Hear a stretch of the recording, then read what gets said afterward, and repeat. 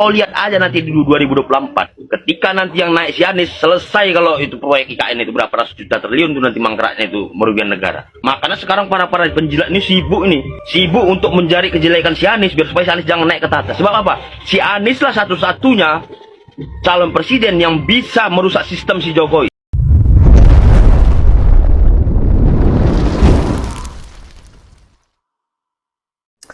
Assalamualaikum warahmatullahi wabarakatuh. Salam, Om Swastiastu, Namo Buddhaya, salam kebajikan dan salam sejahtera untuk kita semua. Saudaraku sebangsa dan setanah air, para penonton kanal YouTubeku yang sangat saya hormati dan sangat saya cintai. Nampaknya para pendukung Anies Rashid Baswedan ini mereka percaya diri bahwa di tahun 2024 NKRI ini akan dipimpin oleh seorang presiden yang bernama Anies Rashid Baswedan. Apakah mereka tahu bahwa saat ini saja Anies diprediksi akan gagal untuk daftar ke KPU? Apakah mereka tahu bahwa rakyat Indonesia saat ini sudah cerdas melihat rekam jejak dari seorang Anies Rashid Baswedan yang selalu kibulin masyarakatnya? Cukuplah di DKI Jakarta yang mengalami nasib serupa. Cukuplah di DKI Jakarta yang menjadi korban kebohongan dari seorang Anies Rashid Baswedan. Rekam jejak dari seorang Anies Rashid Baswedan di DKI Jakarta memang sangatlah buruk. Banyak hal yang bisa kita lihat, banyak hal yang bisa kita saksikan ketika Anies Rashid Baswedan memimpin DKI Jakarta sebagai seorang gubernur. Apa prestasi yang telah dia persembahkan kepada masyarakat DKI? Saudaraku sebangsa dan setanah air, saya sangat yakin dan percaya bahwa semakin hari ketika para pendukung atau relawan dari Bapak Anies Rashid Baswedan semakin nyinyir, maka rekam jejak kebohongan mereka semakin terungkap.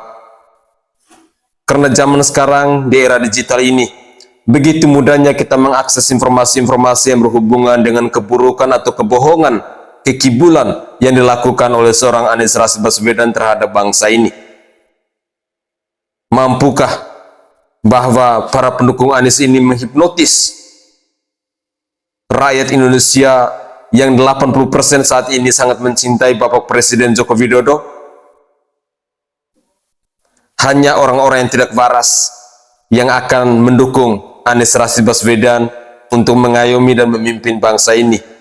Tapi bagi kita yang masih bisa berpikir cerdas, yang masih mampu untuk melihat rekam jejak dari seorang Anies Rashid Baswedan, maka lebih baik negara ini tidak dipimpin oleh manusia pembohong, manusia tukang ngibul, manusia yang hanya menebarkan janji-janji manis. Sudah banyak hal, ada banyak video yang beredar berseliweran di media sosial yang membuktikan tentang kebohongan-kebohongan yang diproduksi oleh seorang Anies Rashid Baswedan ini. Untuk lebih jelasnya, saya ingin mengajak pemirsa sekalian dalam beberapa menit ke depan kita bersama-sama menyaksikan cuplikan-cuplikan video yang akan saya persembahkan ke hadapan pemirsa sekalian. Mari kita nyimak bersama-sama. Nggak ada yang mau membahas Anies lagi karena dianggap sudah lewat dan ketinggalan zaman. Ya, karena Anies sekarang memang bukan siapa-siapa, ngapain juga dibahas panjang-panjang.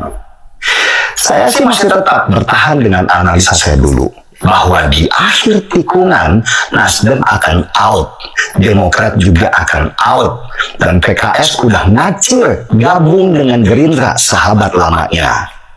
Anies akan gagal masuk dalam konsentrasi Pilpres 2024 karena dia tidak punya partai pendukung dan Pilpres nanti hanya akan diikuti oleh dua pasangan calon saja, yaitu Prabowo dan Ganjar. Kalau Anies, silahkan gabung sama Amin Rais dan Rizal Ramli saja. Minimal dia bisa mengisi hari tua dengan terus-menerus ngomel tentang pemerintahan yang selalu buruk di mata mereka. Seberapa jauh Anda sebetulnya terlibat dalam proses ketika akhirnya memutuskan Gus Imin menjadi pasangan? Karena yang tampak di publik keputusan ini diambil oleh Bapak Surya Paloh selaku Ketua Umum Nasdem, dan Anda hanya ditugaskan untuk menjalankan keputusan itu selayaknya seorang petugas partai menjalankan keputusan.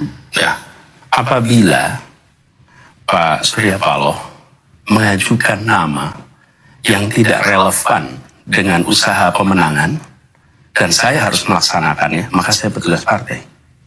Maka saya petugas partai. Maka saya petugas partai. Katanya petugas rakyat. Tentang EPI, si Imam Jumbo, si Ricik, dia sudah keluar dari kandangnya, sudah mulai koar-koar. Si Ani sama si Imel udah ketemu sama dia. Paham kan? Kalau setiap mau pemilu, si Ricik, si EPI itu pasti hadir untuk bikin huru-hara. Salam waras. Yang cerdas pilih Pak Anies masih, yang peduli rakyat dan yang sudah ada rekam jejaknya. Jelas itu yang paling top. Wah. Apa? Rekam jejak apa? Pak Anies Baswedan rekam jejak apa, Bim? Rekam jejak apa? Penutupan sungai. Yesus. Komen rekam jejaknya apa sih? Penasaran aku. Sumur resapan. Ingin menegaskan bahwa desa harus menjadi prioritas dalam pembangunan ke depan. Alokasi sumber daya untuk desa-desa kita harus ditambahkan supaya desa-desa punya bekal untuk membangun dan memastikan sejahtera warganya. Kita juga ingin para kepala desa mereka memiliki keleluasaan ketika mereka harus menggunakan dana desa bisa dipakai sesuai kebutuhan desanya. Jangan sampai pengaturan dana desa itu hanya untuk memudahkan orang-orang yang di Jakarta tapi menyulitkan orang-orang yang di desa. Betul? Ya, jadi harus bisa dibuat sesuai dengan kebutuhan di desanya. Setuju? Tidak ada desa yang kebutuhannya sama. Tiap tempat kebutuhannya beda. Karena itu kita ingin agar perhatian dalam pembangunan di desa ini kita lakukan serius. Ya, lagi-lagi kita masih bercerita mengenai Anies Baswedan dan berserta dengan pasangannya Pak Muhaimin Iskandar. Kita bisa lihat fenomena di mana-mana terjadi. Survei menunjukkan beliau berada posisi nomor 3. Tapi di mana saja beliau ada, dalam setiap pertemuan dengan masyarakat, masyarakat itu datang dengan tumpah ruah. Itu sebuah fenomena. Ya, itu sebuah fenomena. Kita bisa lihat di Medan contohnya. Ratusan ribu masyarakat hadir. Dan yang terakhir kemarin ada di mana coba? Di Makassar. Makassar menurut perkiraan sampai dengan 1 juta lautan manusia. Dari sini kita bisa lihat bahwa ada sebuah gerakan yang dilakukan masyarakat dalam mendukung Pak Anies Baswedan yang tidak diketahui banyak pihak, bahkan itu mungkin juga oleh tim survei. Seperti yang dikatakan beberapa pakar politik, kalau kita saksikan bahwa seperti contohnya Pak Budi Hargens mengatakan bahwa para pendukung Anies Baswedan ini sangat militan dan sulit terdeteksi. Ya, karena mungkin masyarakat sudah jenuh kali ya dengan beragam aktivitas sosialisasi daripada tim survei politik. Jadi mereka ingin langsung kepada pembuktian di lapangan. Ada hal yang menarik juga yang perlu ditanyakan karena publik bertanya kepada kami dan kami harus mencari siapa yang bisa menerjemahkan ini. Yang bisa menjawab ini katanya adalah Cak Islah. Jadi belum lama ini Cak Imin datang ke kantor PKS bersama dengan Anies dan kemudian ada pemandangan yang menarik. Dan di situ kami melihat barangkali ini untuk pertama kalinya bagi publik melihat ada orang PKS memimpin menyanyikan lagunya NU Yalal Waton. Tiba-tiba itu bergema di sana dan orang PKS juga bisa menyanyikan Yalal Waton di sana. Ya, apa pendapat Anda? Ya, itulah politik. Ya, Kalau saya sih, it's all about politics. Jadi, buat kami dari dulu itu, saya sebagai seorang Nahdien dan bukan juga pengurus PBNU, tapi saya seorang Nahdien biasa. lahir omnya udah NU saya. Kakek buyut saya semuanya sudah NU. Kiai NU. Ya kakek saya apalagi, kakek saya itu santri dari Syekhona Khalil. Syekhona Khalil ini adalah guru dari Mbah Hasyim Asy'ari, pendiri NU. Kakek saya juga teman sekamar Kiai As'ad. Oh, Sukorejo, wah, Bagus. ini darah Teman sekamar ini. Oh, enggak. Saya bukan siapa-siapa, ini kakek saya. Ya. Artinya bagi saya pribadi sebagai seorang Nahdien, selama ini PKS ini justru antitesisnya dari NU. Dari NU. Bagi saya ya, bagi Ya. saya. Dan saya pikir juga banyak teman-teman Nahdien yang punya pandangan serupa. Dan ini juga diakui oleh para pendirinya dari PKS itu bahwa mereka adalah metamorfosis dari Ikhwanul Muslimin dari Mesir. Ya otomatis ya jelas dengan NU punya cita-cita politik yang berbeda. Irisannya juga berbeda, ideologinya pun berbeda pasti. Nah tiba-tiba karena kepentingan politik pragmatis dia lalu kemudian menyanyikan Yalal Waton yang mau dibilang sakral nggak sakral juga buat NU, tapi itu adalah brandingnya NU sekali. NU, ya. Sangat NU, tapi dinyanyikan. Sementara sebelum-sebelumnya banyak sekali oknum-oknum dari PKS dan juga buzzer-buzzernya PKS itu selalu membantai NU di media sosial. Tapi kemudian karena politik mereka seolah-olah berpura-pura. Oh, seolah-olah berpura-pura. Berpura-pura seolah-olah kami dan NU ini ya ini bersaudara. Ya, politik memang kadang-kadang seperti itu. Semua seolah-olah dikaitkan paksa dengan ke-NU-an, dengan entitas NU, dengan gerakan-gerakan harokah-harokahnya NU dan seterusnya. Ya padahal faktanya kan tidak demikian. Kita tahu PKS berdiri di mana, NU itu berdiri untuk apa.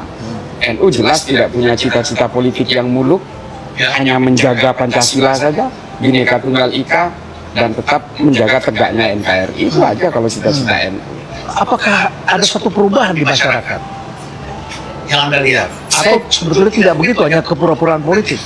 Ya menurut saya itu kepura-puraan politik, apalagi bagi teman-teman Nahdien, saya kira tidak akan sampai mengakar kepada Nahdien dan terpengaruh.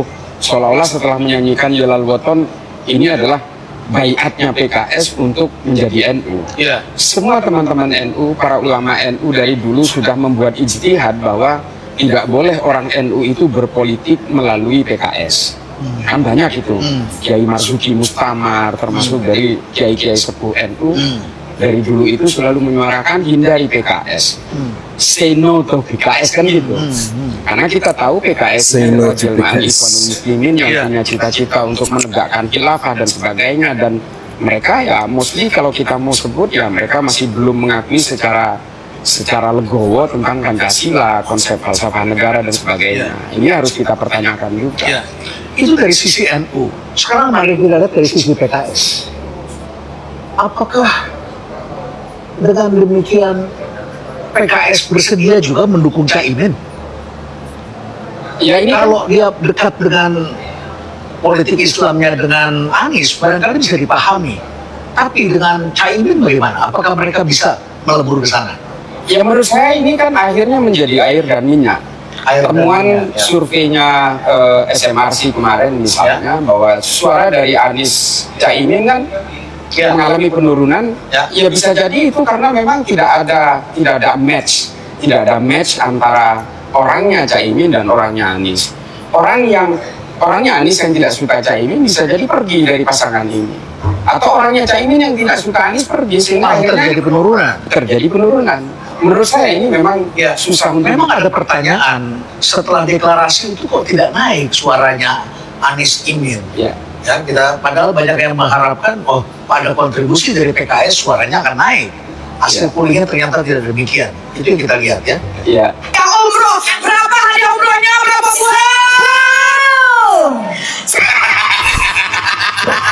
Aduh, ada hadiah umroh. Kalau gua tahu mah, gua ke Jawa Timur itu. Karena apa? Kesempatan untuk mendapatkan hadiah umroh itu peluangnya besar. Saya kira dikit soalnya. Kalau mau merubah nasib, maka gabunglah dengan koalisi perubahan.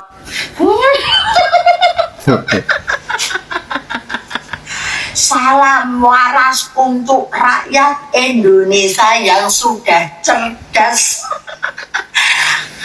Kita kalau mau merubah nasib, gak usah nunggu kamu berkoalisi double kuro. Double kuro.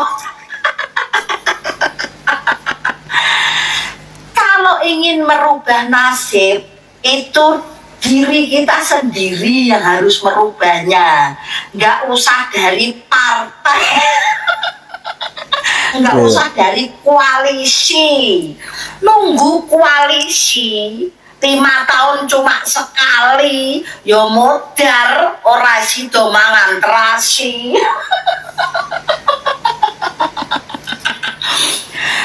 Kita nggak butuh perubahan, Pak. Perubahan ora masuk di akal, double kuro. Kita rakyat sudah cerdas Pak. Kalau kita mau merubah nasib, itu pada diri kita sendiri. Karena HP Android itu sudah canggih Pak. Sekarang banyak online shop yang pada kaya. Itu apa Pak? Dunia digital semakin canggih, jadi mindset rakyat Indonesia harus semakin cerdas. Kepengen merubah nasib kok memilih perubahan gedebel, double kuro. Double kuro. Ora sudi. Ngerti ora sudi Pak? Double kuro, ngerti apa nek double kuro? Ora percaya karo wong double kuro. Kita nggak butuh perubahan, kita butuh berkelanjutan, lebih cepat mempercepat kerjaannya Bapak Jokowi yang sudah ada pondasinya. Salam buat rakyat yang cerdas, ojo percaya karo wong double kuro. Oke. Aku kepengen berubah nek ora tak rewangi ngosek wis ora iso berubah, Pak. Berubahku apa? Anakku iso kuliah, alhamdulillah. Iku jenenge perubahan nasib kita sendiri. Salam waras iki ojo. Saudaraku sebangsa dan setanah air, para penonton kanal YouTubeku yang sangat saya hormati dan sangat saya cintai. Hampir tiap hari ya, kebohongan dari Bapak Anies Rashid Baswedan ini selalu kita temukan di media sosial. Seringkali pula saya mengajak pemirsa sekalian untuk bersama-sama kita mempelajari rekam jejak dari semua calon pemimpin saat ini. Baik itu Anies Rashid Baswedan, Ganjar Pranowo maupun Prabowo Subianto. Hal ini sangat penting agar Indonesia ini jangan sampai dipimpin oleh orang-orang seperti Anies yang bisanya cuman menata kata, yang bisanya cuman memproduksi berita-berita kebohongan. Anies ini sangat pandai dalam merangkai kata-kata, sangat pandai dalam bernarasi. Jadi para pendengar, para pemirsa mestinya harus kritis, harus mampu untuk memilah dan memilih setiap informasi, setiap kata-kata yang disampaikan oleh Anies Rashid Baswedan. Janji-janji yang disampaikan oleh Anies Rashid Baswedan itu hanya sebagai pemanis. Karena saya secara pribadi sangat tidak yakin seorang Anies Rashid Baswedan akan membuktikan itu semua dalam aksi nyata. Kenapa saya berani mengatakan demikian? Karena ada banyak hal yang sudah saya pelajari ketika Anies Rashid Baswedan memimpin DKI Jakarta. Banyak sekali janji-janji manis saat kampanye yang tidak terrealisasi saat Anies menjabat sebagai gubernur di DKI Jakarta.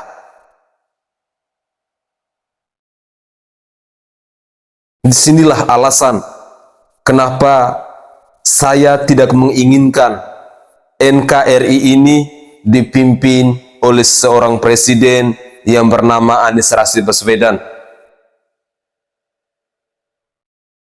Lebih baik dipimpin oleh seorang Prabowo Subianto ataupun Ganjar Pranowo.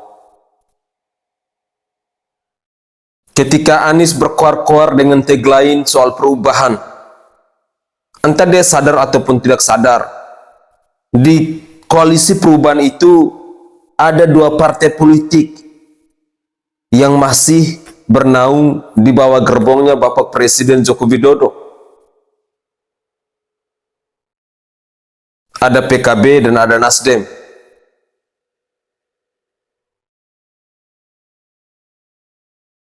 Sehingga di awal video tadi saya menyampaikan bahwa saya berkeyakinan bahwa seorang Anies Rashid Baswedan ini akan gagal sebagai calon presiden. Dan penjelasan itu dikuatkan lagi dengan apa yang disampaikan oleh Denny Siregar tadi. Pemilu 2024 hanya ada dua calon presiden. PKB pasti akan menjadi gelandangan politik. Nasdem, dua kadernya saat ini sedang bermasalah. Johnny Gerald Plate dan Syahrul Yassin Limpo yang saat ini sedang terjerat kasus korupsi.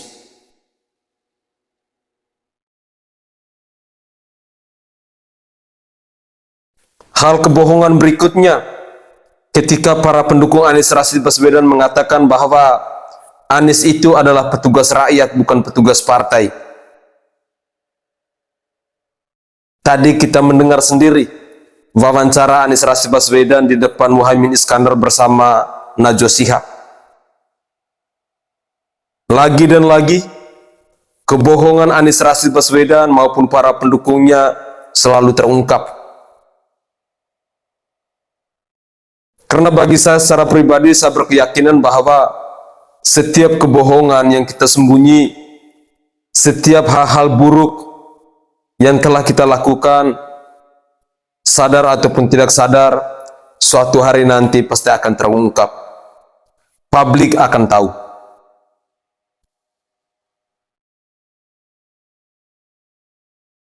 Mari kita bersama-sama berdiskusi, bersama-sama kita saling berbagi informasi-informasi yang patut kita edukasi kepada saudara, kepada rekan, kepada keluarga, teman, dan lain sebagainya di mana saja kita berada. Agar di pemilu 2024 nanti, niat kita sudah bulat, pikiran kita pun ketika kita masuk di bilik suara sudah terarah, bahwa calon pemimpin yang akan saya pilih misalnya adalah seorang Ganjar Pranowo dengan alasan A, B, C, dan seterusnya. Ataupun misalnya saya berkeyakinan akan memilih seorang Prabowo Subianto dengan alasannya A, B, C, dan seterusnya. Tapi untuk seorang Anies Rashid Baswedan, saya secara pribadi katakan tidak. Karena rekam jejak dari seorang Anies Rashid Baswedan, omong kosongnya terlalu banyak. Dan negara Indonesia ini, negara yang besar ini, tidak butuh pemimpin seperti itu. Bagi saya secara pribadi, NKRI ini dari Sabang sampai Merauke dan dari Pulau Miangas sampai Pulau Rote membutuhkan figur pemimpin yang merakyat, membutuhkan figur pemimpin yang cerdas, membutuhkan figur pemimpin yang tidak pandai dalam menata kata tetapi langsung dalam aksi nyata seperti yang ditunjukkan oleh seorang Bapak Presiden Insinyur Haji Joko Widodo. Dan apalagi para pendukung Anies akhir-akhir ini selalu kelabaan dalam pembicaraan, dalam bernarasi. Banyak sekali hal-hal kebusukan yang direncanakan oleh para pendukung Anies ini, atau hal-hal yang direncanakan oleh Bapak Anies Rashid Baswedan yang disampaikan oleh para pendukung Anies, sehingga rakyat pun tahu arah ketika Anies Rashid Baswedan menjadi presiden di 2024 nanti misalnya, tujuannya akan kemana rakyat sudah tahu. Jadi saya bersyukur dan terima kasih kepada para pendukung Anies yang selalu berkoar-koar, yang selalu menceritakan tentang kemanakah arah dukungan dari seorang Anies Rashid Baswedan dan tujuannya akan sampai kemana nanti. Inilah poin-poin penting yang bisa kita dapat dari apa yang mereka sampaikan. Mungkin itu saja tanggapan singkat saya. Saya berharap bahwa pemirsa sekalian tidak pernah bosan memantau channel Sainai TV, dan saya mohon dukungannya untuk tetap men-share video saya, dan jangan lupa untuk padamkan tombol merahnya agar setiap video yang akan saya sampaikan kepada pemirsa atau yang saya upload bisa disimak oleh pemirsa sekalian. Saya Sainai dari Provinsi Nusa Tenggara Timur. Saatnya kita yang rakyat jelata harus berani untuk bersuara. Salam hormat, salam NKRI, dan salam Pancasila untuk kita semua. Tetaplah semangat dalam menjalankan rutinitas harian Anda dan jangan pernah menyerah.